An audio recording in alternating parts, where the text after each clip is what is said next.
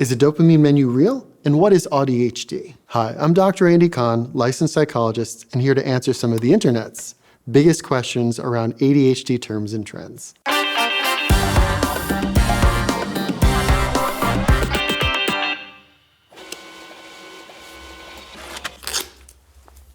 What is a dopamine menu? All right, well, first let's talk about what dopamine is. Dopamine is a neurotransmitter, which is a brain chemical that is associated with things like motivation, positive mood, good feeling, and energy levels. Folks with ADHD typically have less dopamine. So a dopamine menu, sort of like a menu at a restaurant, you open it up, and there you have information about things that you can do to bring your dopamine levels up. So something on the list might be doing some jumping jacks, or taking a nice quick shower, or taking a little walk. The whole point is building the body's motivation, jolting dopamine to help you do activities that maybe you couldn't have done before. What's the deal with brown noise and ADHD? Well, first, brown noise is a form of noise that's created at a certain frequency. In my daily life, I very commonly will put in earbuds and listen to brown noise. Now, current research shows that brown noise can be really effective in helping people block out distractors, and in some cases it shows that people are actually having part of their brain occupied by that sound, which allows them to focus. People often ask me what's the difference between brown noise and white noise, and why is one better than the other. Brown noise is a lower frequency sound, which many people prefer, and current research says that people tend to respond better to that sound than some others. What is the ADHD burnout cycle? Well, most of us know what burnout is. Burnout's that experience of being completely depleted, spending all of your energy because you're working so hard to complete things. Now, for people with ADHD, that's even more of an issue. They engage in activities like masking, which they're spending a lot of energy trying to navigate the world looking like everything's going okay, while spending twice as much energy behind the surface. People with ADHD really commonly procrastinate, overcommit to activities, take on way too much, and have difficulties in trying to navigate the intensity of a social situation and keeping everything in check. Obviously, burnout can come from all of these experiences, which leaves them depleted and feeling completely worn out. Is ADHD actually a superpower? Okay, so this is a question that can tweak a lot of us in a lot of ways. First and foremost, there are certainly people who think that their ADHD differences are a superpower, and let me explain why. ADHD is often associated with things like divergent thinking, which is the ability to think creatively, to solve problems from a different perspective.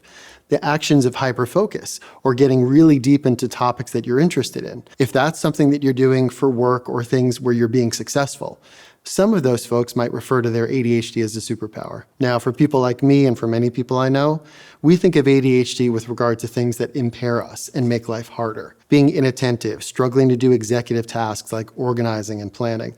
This is something that is typically really hard with ADHD. So that impairment often leads people to feel differently about that. So obviously, while the answer is it depends, it's just not the same for everybody.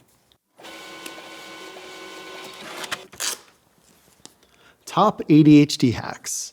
All right, well, first thing I want to say is that the hacks that I use for my ADHD may not be the same ones that you use for you, but I'm going to give you some common ADHD hacks that I use. First and foremost, I try to create as distraction-free environment as I can when I'm working, which means I put my phone away, I turn off notifications, and I try to create an environment where there's not a lot to grab my attention. Second, I often use noise-blocking headphones. This is really helpful for things like listening to brown noise to block distractors and occupy my neurology. It also helps in terms of blocking those other sounds. Also, I like to use a timer, which is great for me because I'm time blind, meaning I don't understand at times how the clock is moving. So I might spend an hour on something I should have spent 15 minutes. So watching the time elapse can be really helpful for driving my activities forward. Finally, I love to-do lists and calendars. Having a structure for my day that shows my activities and where they live can be super helpful for moving my day forward. Oh, and if you missed it, we've got another video with Dr. Ari Tuckman on ADHD terms and trends, stuff like the ADHD tax and masking. So check that out too. Can you outgrow ADHD? So this is one of the common myths, and it's something that sort of tweaks me at times. In the current literature, they say that 70% of people diagnosed with ADHD in childhood maintain their diagnosis into adulthood, which means that 30% perhaps outgrow it. In reality, we understand that ADHD is a neurodevelopmental disorder, meaning that the development of the brain happens differently and that the wiring is different. So for many folks, they find that the impairments of their childhood are maintained into adulthood. For a small portion of folks who find really good work situations or are able to minimize the impairment because of how they live, they may no longer be seen as diagnosable. But in reality, ADHD is something you maintain throughout your life. What is AuDHD? That's AuDHD. AuDHD is the combination of having both autism spectrum disorder and ADHD. Now, the population of folks who have both of these diagnoses find that it uniquely sort of describes who they are and what they experience, those overlapping combination symptoms that we see. And this is how it's described as AuDHD. What is stimming?